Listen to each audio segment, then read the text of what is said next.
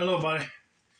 Welcome back to Tin Man's Corner channel. I'm your host, Jeffrey Tin Man Taylor, and seems like I'm going to be filming a part 3 of this book chapter anyway. I was almost getting done filming part 2, but then the camera just cut off on me, and then the phone beeped saying that it was almost dead. So I thought I'd get on here and film it for you now. So let's continue where I left off. Do you not see, sir, it is broken, much as if a man had stamped on it.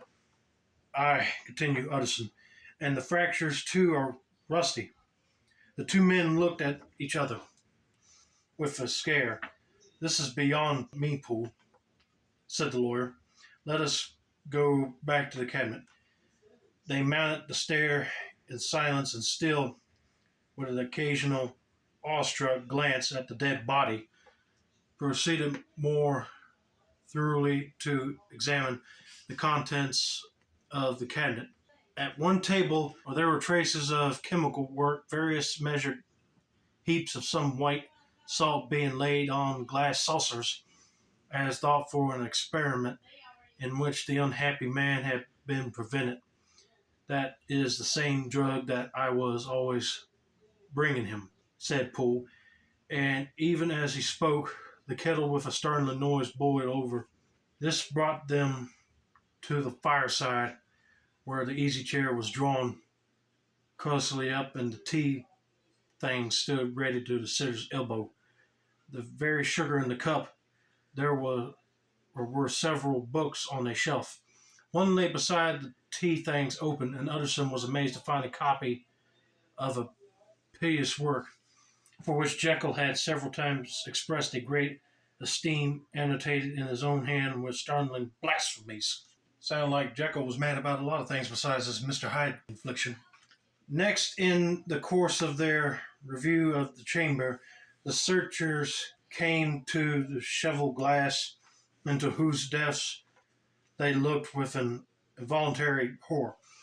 But it was so turned as to show them nothing but the rosy glow playing on the roof, the fire sparkling in 100 repetitions along the glazed front of the presses, and their own pale and fearful consciences stooping to look in.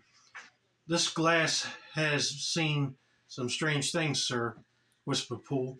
And surely none stranger than itself, echoed the lawyer in the same tones.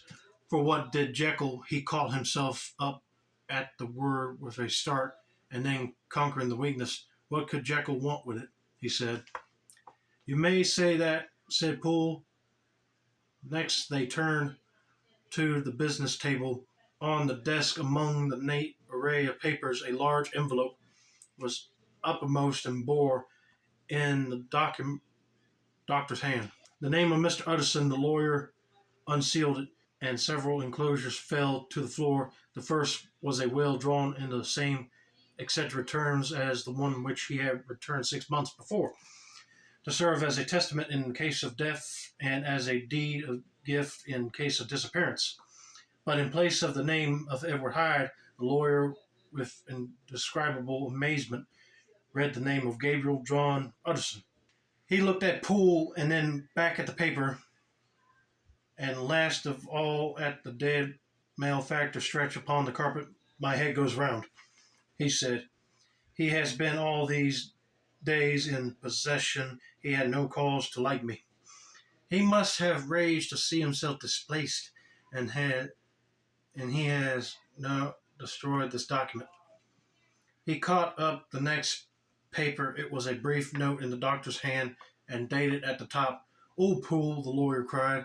He was alive and here this day. He cannot have been disposed of in so short a space. He must be still alive. He must have fled. And then why fled? And how? And in that case, can we venture to declare this suicide? Oh, we must be careful. I foresee that we may yet involve your master in some dire catastrophe. Why don't you read it, sir? Asked Poole. Because I fear, replied the lawyer solemnly. God grant I have no cause for it. And with that, he brought the paper to his eyes and read as follows: My dear Utterson, when this shall fall into your hands, I shall have disappeared under what circumstances. I have not the penetration to foresee, but my instinct and all the circumstances of my nameless situation tell me that the end is sure and must be early. Go then and first read the narrative which Lanyon warned me he was to place in your hands. And if you care to hear more, turn to the confession of your unworthy and unhappy friend, Henry Jekyll. There was a third enclosure, asked Utterson. Here, sir, said Poole, and gave into his hands a considerable packet, sealed in several places. The lawyer put it in his pocket. I would say nothing of this paper. If your master has fled or is dead, we may at least save his credit. It is now 10. I must go home and read these documents in quiet, but I shall be back before midnight, when we shall send for the police. They went out, locking the door of the theater behind them, and Utterson, once more leaving the servants gathered about the fire in the hall, trudged back to his office to read the two narratives in which this mystery was now to be explained. All right, that's chapter 8 done and dusted, and next time I'll remember to make sure my camera's fully charged and I have enough storage space just to make sure I can finish what I'm filming. That's going to be it for now. Don't forget to like, subscribe, turn on post notifications for more book reading content like this. This has been another successful installment of the Tin Man's Corner channel. I'm your host, Jeffrey Tin Man Taylor, and I say that's a wrap, and have a nice day.